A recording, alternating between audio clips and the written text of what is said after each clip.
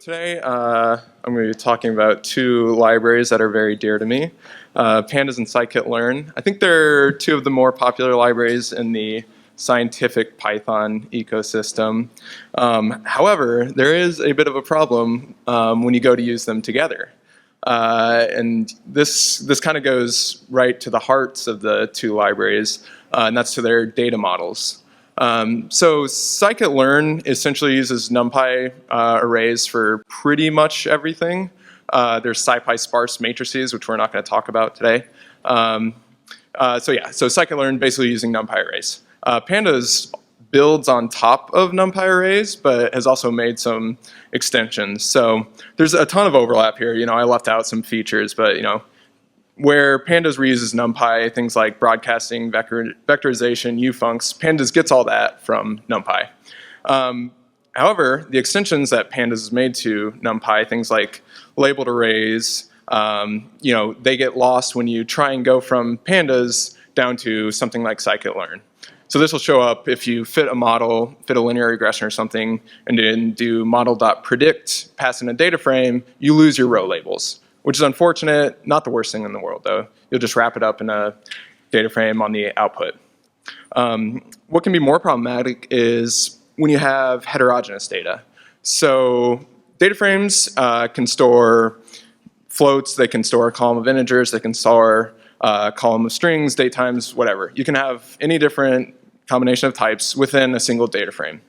NumPy arrays, on the other hand, are homogeneous. They can only store a single dtype for the entire array. Doesn't matter how many dimensions you have, it's all just one dtype. So that can cause some problems, especially for newcomers who maybe don't know that NumPy arrays are homogeneous. If you try and plug in a data frame to a Scikit-Learn estimator, it's going to cast it to a NumPy array, and you can run into troubles.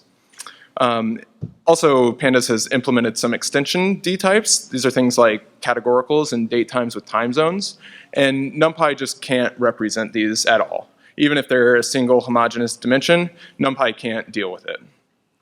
So my claim to you, which I don't think is that outrageous, is that the data that you'll be interacting with day to day is going to be labeled, it's going to be heterogeneous, and it's going to be messy, which means you're going to want to use pandas. Like, that's what it was built for. However, pandas is just a tool. It's a very capable tool, but it is just a tool that you're going to use to reshape your data and stuff before you hand it off to Matplotlib for visualization or Scikit-Learn or stats models to do the actual modeling. So you need pandas, but you also need these other libraries that do the useful stuff. So the data we'll be working with today is a pretty simple tips data set. It comes from some R package. We can read it in here from a CSV. You can see we've got total bill, tip, some categorical string columns, and also the size of the party. Okay? If you look at the info method, you get the dtypes. You can see we have a mixture of floats, an integer column, and then pandas represents string columns as objects. So these are Python strings. And for our little practice example here, we're going to be predicting the tip column. So that'll be our y, our outcome variable, our target, and then our feature matrix is going to be everything except for that. So it'll be the total bill, sex, smoker, day, time, and size. Okay? So this, isn't a talk about how to use Scikit-Learn really. So we're going to keep things as simple as possible. Just going to fit a linear regression. Okay, so from sklearn.linear model, import linear regression, model.fit xy, and we get evaluator. And the error really is extremely clear, right? Could not convert string to float, which, yes, that makes sense, Scikit-Learn. Thank you. Looking at the stats, right, this is the model that we're fitting. Y equal X is our feature matrix. Beta is kind of the hypothetical line that describes the relationships between X and Y, so that's a vector of coefficients, and then some error term. When you actually go to estimate that model, if you haven't seen this before, don't worry at all. Like, if you've done the stats class, you may have come across this equation for how to find the best fit line, beta hat. The only reason I put it up there is because you're going to be doing matrix multiplications. So this X transpose X inverse is all a bunch of matrix multiplications. In order to solve for beta, you need to do matrix multiplications, okay? Which means you probably need numbers and not strings. So Scikit-Learn's doing this for us. Just an aside, I found this really curious. Exact same thing in R, same data set, tips. LM is linear model, linear regression, and this is our syntax for that. And R just does it, which I think is awesome because we have these two communities, right, where Python, I think most Python programmers are, explicit is better than implicit, right? So they're fine with this, and R programmers are also fine with this, and I think that's great. Two communities, completely different ways of handling this problem, but both are definitely valid. Okay, so we are using Python, so it's up to us to actually handle the transformations, going from the strings to the numerics, however we do that. One way I often see suggested for doing this is to factorize the columns, and basically what that does is it scans through your categorical column of strings or whatever, and if it has not seen this particular value yet, so say it's scanning through, it hasn't seen red yet, it assigns it a first number of 0. Keeps going, it's seen red again, gets another 0, and it hits a new one, purple, so now that gets the next one in the sequence, and so on, all the way through your data set. Okay? So this is a way of turning strings into numbers. This is implemented in pandas as pd.factorize that returns a tuple of codes, which are the numeric values, and labels, which are the distinct ones, like the distinct, like for day it was Thursday, Friday, Saturday, Sunday, so the distinct values. You can see the codes there. So we can apply this pd.factorize to each of our categorical columns, sex, smoker, day, and time. Using the apply function will be, or apply method will be basically overriding these columns in this x factorized, just grabbing the first tuple here, first element of the tuple, the actual codes, the numeric values. So, if this doesn't make sense, that's totally fine. Just realize that we've gone from this string, this column, this data frame with some 4 columns of strings, and now we have a data frame that's completely numeric. We can go ahead, fit our linear regression, and that succeeded. We're looking at the coefficients here, and we're happy. But while we fixed the numeric problem, we made some pretty bad statistical errors, right? All of a sudden, the ordering of your rows is important because as pd.factorize is scanning through here, it's saying, okay, I haven't seen this one yet. It's getting the next one in the sequence. But like one of the core assumptions of linear regression is that you can reorder your data at will. And this will happen like if you're reading from a database or something where the order of the rows isn't necessarily guaranteed to be the same. Or if you're doing like train test split, you could end up with different ordering. So that is bad. We can also have our categoricals. When we factorize, we're essentially saying that each category, each 2 pairs of adjacent categories are equally spaced. And with our linear regression, that has the added effect of saying that the effect, the change in y with respect to a change in x, is the same for any 2 pairs of adjacent categories. So we can kind of visualize this here, right? We've got the x-axis is the days that happen to be in Sunday, Saturday, Thursday, Friday order. We have a single unit between each one, whatever that unit is, and we can only fit a line, right? We're doing linear regression. We have a single parameter to work with. This is the best line, but that doesn't mean it's actually any good. So factorize is a no-go. Fortunately, there's a better solution, which is dummy encoding, and that's actually what R did initially. And what this will do is it'll take your initial column and it'll expand it out into several columns, 1 per distinct value in the original one. So in this case, we have the 4 distinct colors, and that gets expanded out into 4 columns.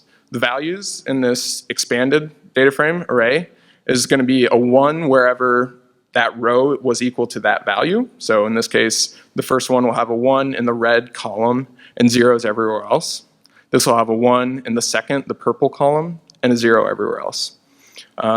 I should say now, so pandas, this is implemented as pd.getDummies.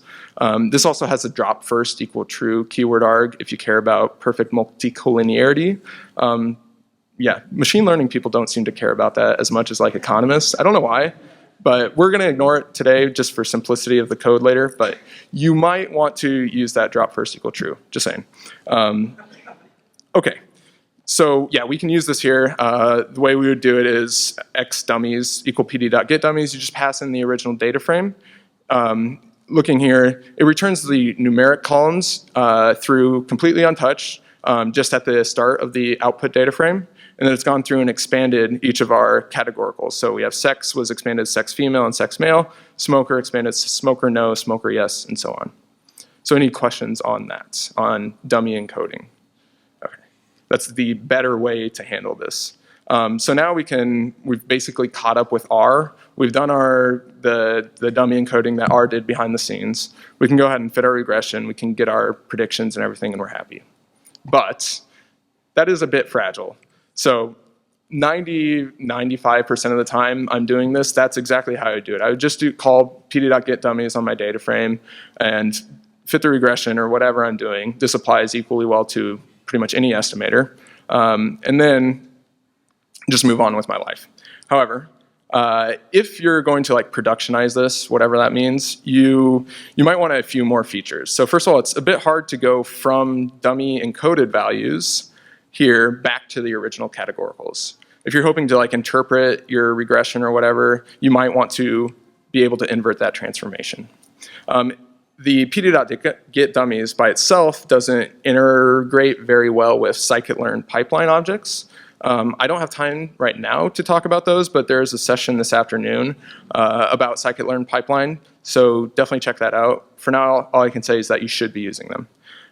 If you're working with larger than memory data sets, you can run into some I have run into some pretty strange problems where, right, you instantiate your estimator, and Scikit-Learn has this partial fit, basically API for working with memory data sets that don't fit in memory.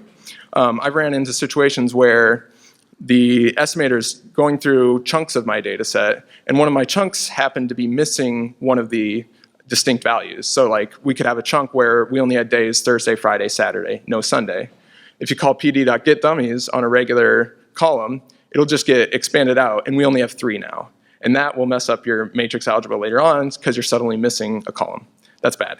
And also very confusing. And finally, memory inefficient if we have a bunch of records relative to distinct categories. I'll talk about that here in a second. Well, right now. So the first step to making this a bit more robust would be to categorize the columns, the categorical columns. So pandas 0.17 maybe implemented true categoricals. So these are like R's factors. That TIPS dataset in R was actually using factors. And the way these work is you store it's one of those extension dtypes I mentioned, and you store basically the set of distinct values that it can take once, so things like the day of the week, Thursday, Friday, Saturday, Sunday. You store those once and then associate each one of those with a numeric code. So you can store those in like 8-bit integer. So then you have your 0, 1, 2, 3 representing which day you're actually on. So that's extremely memory efficient, but it's also nice because you have the statistical implications, like you can't accidentally put another day in there that doesn't belong. You also get things like, well, yeah, I'll ignore that. But anyway, so we've done tips.info now, and you can see that we have the float columns here and the category. So this is the extension dtype here. All right, the information that's stored on the actual type itself, so this, I should say, this is kind of important. This information is stored on the type. So if you do something like take the first 5 rows of our data frame, like our days series, say, it still knows, even if I think the first 5 days are all Sunday, it still knows that the set of possible values are Thursday, Friday, Saturday, Sunday. So it hasn't lost that information. If you're just dealing with a NumPy array and you only see Sunday, you have no idea what other possible values could be there. Okay, so those categories are stored on the type, and the order is also stored on the type. And then for this last bit, I think we'll do this, hopefully do this live. So this notebook's up on GitHub. I tweeted out the link to the slides earlier with the hashtag, so if you want to check that out, you can. This is just going through everything we talked about so far and getting to this, this transformer mixin that we'll write. So I'm going to be kind of showing you a real-world example of how to write a custom Scikit-Learn transformer that'll do the dummy encoding, and it'll have all the things that we want. It'll be, well, obviously it'll be integrated with pipeline objects, because that's what we're doing. It'll also be serializable to disk. It'll have some nice features like that. But the overall takeaway, like we're gonna get down into the weeds here, and that's okay, but the high-level goal that I don't want you to lose sight of is that it's not impossible to write your own transformers if you need to. And you're going to have this concrete example to go back and look at later. So the way you write pipeline transformer mixins is we'll call this a dummy encoder, and we'll inherit from transformer mixin. Okay. The interface that you need to satisfy is you have to implement a fit method that'll take an X, which is our feature matrix, and a Y optionally. We're not going to use it here.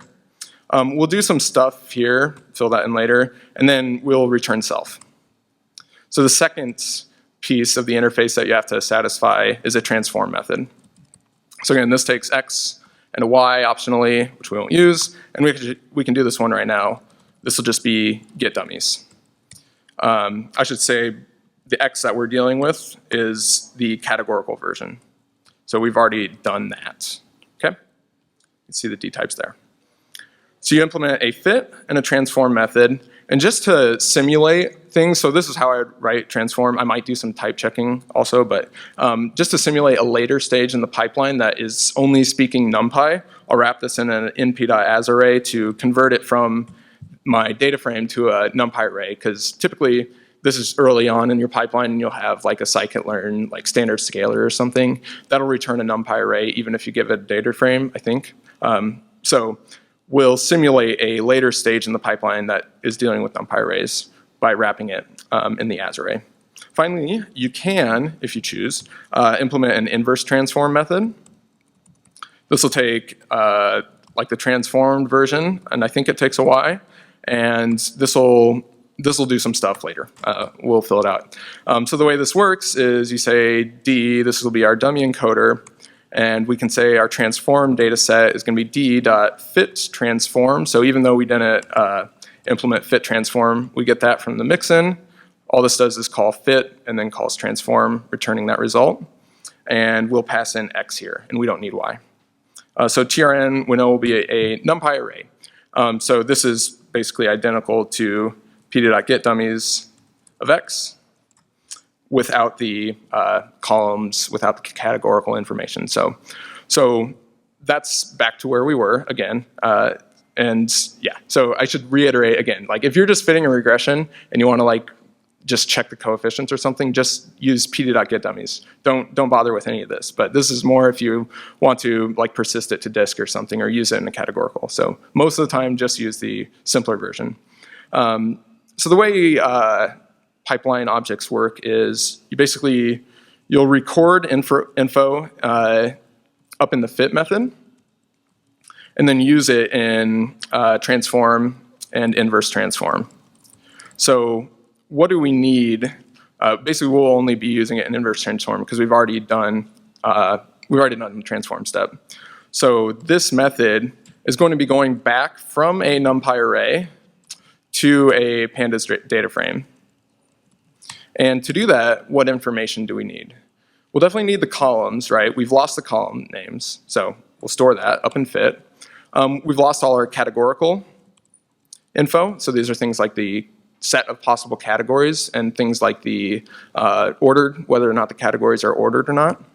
And we'll also definitely need the kind of the relationship between the original column names, going back and forth between those, and then the positions of the NumPy array. So we've lost all our labels, so we need to know what positions down here belong to which column labels up above. Sound good? All right, we're getting into it now. So the first few aren't too bad. So by convention, we append a trailing underscore to things that are learned during the fit method. So we'll capture the column names with x.columns, not too bad. It might be useful to know which are the categorical columns. Easiest way to do that is to use this select dtypes method. I'll show that to you here. So x.select dtypes. This can take a list of dtypes to include or exclude. So we'll include all the category dtypes. So it just gives you the columns where the dtype is category, and we'll store the columns. Do that here. And the non-categorical columns is going to be the original columns, and we'll drop those self.cat calls. And I typoed self somewhere. There we Okay, so now if we look at DE, we have these attributes we can use later on. We have the categorical columns, we have the non-categorical columns. So we'll make use of those in a bit. So the next thing, check that off the list. Next thing we might want is the categorical info. So the easiest way to get at these is if you look in the original data frame, if we look at like day, you can see it's a dtype category, and it gives you a bit of info, and all of that extra categorical info is stored under this .cat accessor. So pandas does this with things like the .stir namespace, the .tt namespace. Same thing here for .cat. That'll hold references to the categories, which is the set of all possible values, and the codes, which are the numeric indices backing it, and then the ordered, which is just a Boolean saying whether or not the categories are ordered.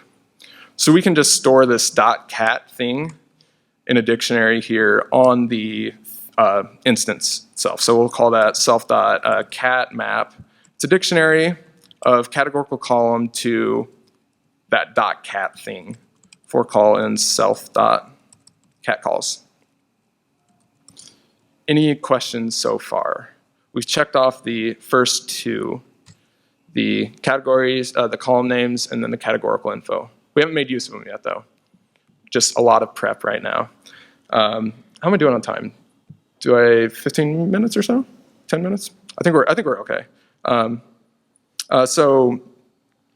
So we've recorded this info. Sorry?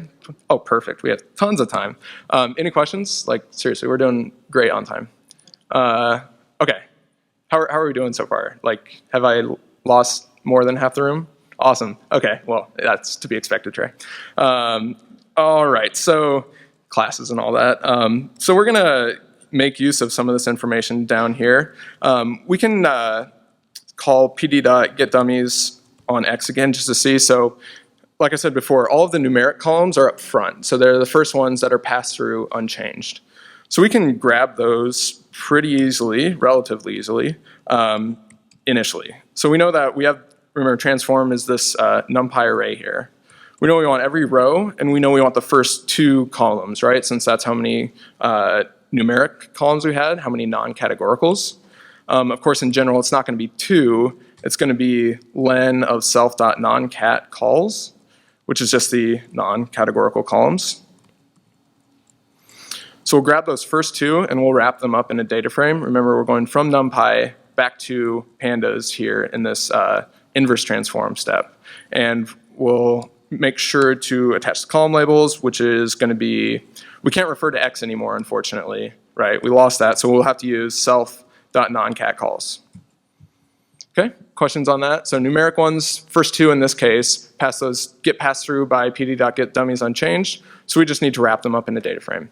So that's the relatively easy part. Handling the categoricals is a bit more work because we need to figure out, first of all, which slice of transform do I need to reconstruct that initial categorical. So I happen to know that x.sex, that categorical, got expanded to columns 2 through 4, the slice 2 through 4, so 2 and 3. So I know that, but how do I record that information up in .fit so that I can use it later on in inverse transform?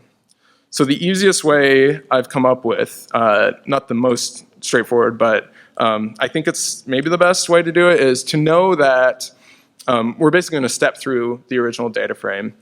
We know that we start out at 2. So looking at the first categorical sex, that starts out at position 2, which isn't 2 in general, right? It's going to be that len of self.noncat calls again. So that's 2 in this case. That's where we're starting out first. And then we're going to store this these slice info, right, that 2 through 4 and so on, in a dictionary. We'll call it cat blocks. These are like the blocks of categoricals, the slices that you need to take. And we'll iterate over our categorical columns in self.cat calls, iterating over those. And we know that we need to step from our left point to our right point, which is starting out at left. We'll go, in this case, 2 additional steps for sex, right? How do we know it's 2? Because that's the number of categories that are in there. So when you do pd.get dummies on x.sex, that gets expanded out from one column to two because there are two distinct values. So in general, it's not actually two, it's actually going to be len of x of call, so this particular column, like sex in this case, .cat.categories, which is this thing, .cat.categories. So the length of that. That's how many steps we need to take for that particular categorical. So that's our left and our right endpoints. And then in the dictionary, self.cat blocks will store the slice object from left to right. And before I forget, we need to make sure to update our position. But I'll show you, if you haven't seen the slice, non-cat calls, I need an underscore somewhere. Didn't see it? There we go. So if you haven't seen that slice thing before, basically, if you have like the string A, B, C, D, E, you can slice that, right, with 2 to 4 using the regular square brackets. If you try to like define a function and you return A, B, C, D, E of X, a slice, you can't pass in F of 2 to 4 here. That's a syntax error. You can only use those colon in certain places in Python. So the way to get around that is you store slice 2, 4. So that just is sugar for that colon syntax. Okay? So that's, and like dictionaries is where you can't store the 2, 4 in a dictionary either. So we're going to store the 2 through 4 slice. Okay, we have, I think, all of the components that we need to finally build up our categorical. So looking at transformed again, we now know that 2 through 4 is actually this self.cat blocks. I called it de.cat blocks for sex. So that was the slice 2 through 4. So how do we get from this array, two-dimensional array, to this categorical? Basically, so if you look through, we kind of said that those original values got expanded out and it got a 1 where that value of that row was equal to the value in that column, basically, that female column, and it got a 0 everywhere else. And so in the second row, it has a 0 in the first column because that's the column for female, and it has a 1 in the second column because that's the column for male. So we need to know which column has the 1, or in other words, which column is the maximum. And the easiest way to get that with NumPy, remember we have a NumPy array here, is with the argmax method. So that tells you which index location is the maximum. And we say over the first axis because we're going through row by row. We're collapsing the first axis. So this will give us back a NumPy array of 0s and 1s. A 0 here means that the value is equal to female, and a 1 means that it was equal to male. And we can see that here. And I'm going to call this codes. So we need to go from this, we're stepping towards it. We need to go from this NumPy array, we now have a one-dimensional NumPy array, to this one-dimensional categorical. Normally when you're making categoricals, if you look at the constructor, you pass in the values and the categories if you want. So our values would be like female, male, male, and so on, right? That's how you normally make a categorical. This won't work, I'm not gonna run it. Normally you have the actual strings themselves. In this case we have the codes, we're kind of going the other direction, so we have this alternative constructor from codes, which you pass, guess what, codes, and then you have to pass the categories, which we fortunately recorded up above, right? We have de dot, we call that cat map, I think, sex dot categories. Remember what that was that x.sex.cat thing. So we stored that, so now we can refer to categories here, and we can also pass in the ordered value. So de.catMap of sex dot ordered. Okay? So this, I'll actually run this, gives back a categorical, which you can stick into a series, just like however you want. Okay, so we've gone from a two-dimensional NumPy array to a one-dimensional NumPy array of codes, and from that one-dimensional NumPy array of codes to a categorical object. So we are in the home stretch now, if I can scroll up. So we'll store a list of series here, And then for each column and slice in that self.cat blocks, remember that dictionary of slices, we'll iterate over that thing. We know the codes are going to be the transformed thing. Let me actually bring that up so that you can see it. It's definitely not for me, so that I can actually see what I did. We'll take that, right, so we're going to take the self dot cat, or actually we already have the slice, so we can use that. And then we'll take the argmax. So that's the codes. Check that off. And then we construct the categorical. The cat is going to be pd.categorical.fromCodes. Pass in the codes, pep8, don't need that trailing space. The columns, the categories are going to be the self.cat map, which we use down there, not sex, it'll just be the call.categories. And then the ordered is going to be self.cat map of call.ordered. So that's a categorical, which I said you can stick in a series. So we'll append that after wrapping it in the series constructor, making sure to pass along the name, which is call. Last thing we have to do is to just stick these two, the numeric and then that list of series together. We'll do that with concat. It takes a list of data frame or series. So we'll stick those together into a list, concatenating along the first axis equal 1, and then concat sorts, so we'll need to fix the column order by just slicing self.columns. And with any luck at all, that'll work. What do you think? How do you feel? We can run de.inverse transform on trn, and we get back our original data frame, which should be equal to x. There's one dtype issue. It's a known issue. We're working on it. This is a float, whereas an int originally, but you can fix that later if you want. But that's like the high level or low level. Sorry, that's definitely a low level way of doing this. Which it's like 40 lines of code. Not terrible. Again, I should stress, if you're just fitting a one-off regression, just do this, right? Do a linear regression, call pd.getDummies, move on with your day.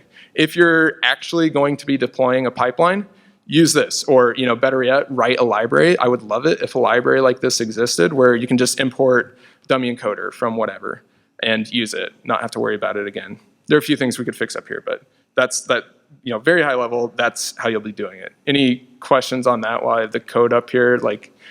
So I should say, are there any questions? I ask that and then I immediately move on. Any question? Yeah. In the transform section, yeah. Is there a way to transform using the fit information? We don't need it. Well, if you were to transform some new piece of data. Yes. So I might add type checking. Yeah.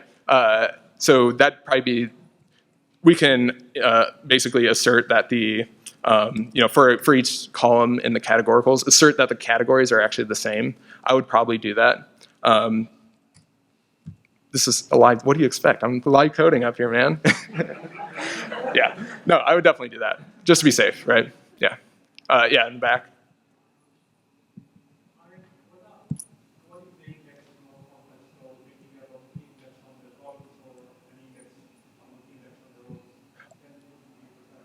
So I think, I couldn't quite hear it, but I think you're saying, we didn't record the row labels anywhere, and so we've lost those?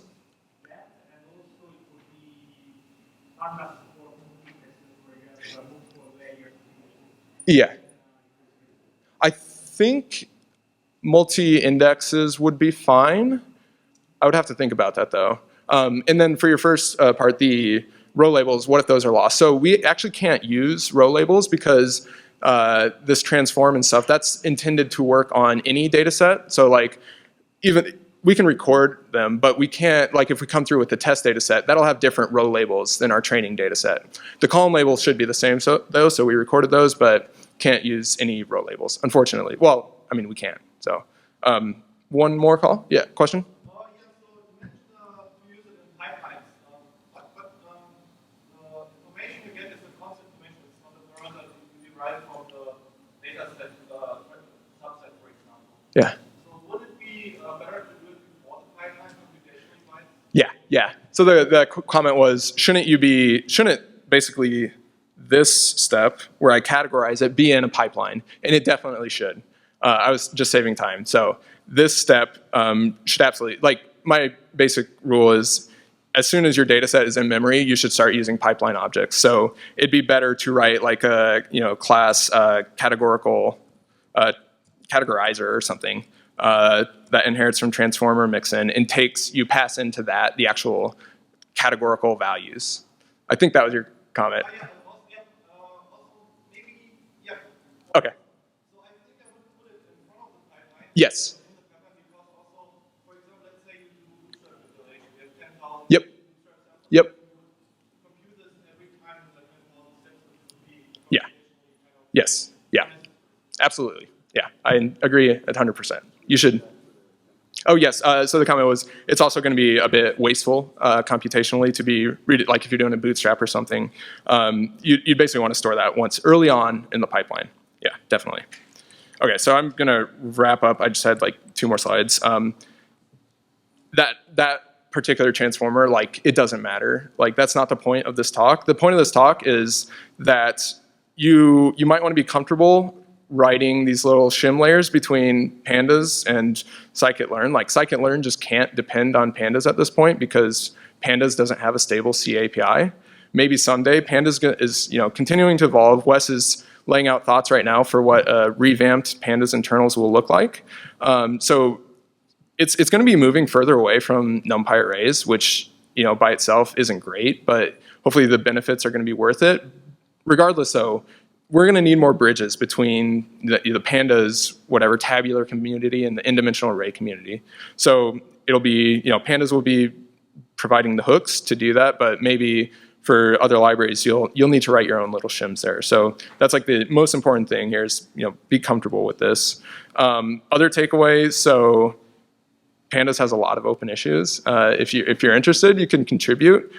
We label all our issues with tags of like expected difficulty level, expected effort level that'll be required, how much knowledge you need. So if you are interested in contributing, sign up for the mailing list if you're interested in the internals refactoring, and then check it out on GitHub. All right, with that, I think I'm done. Thank you.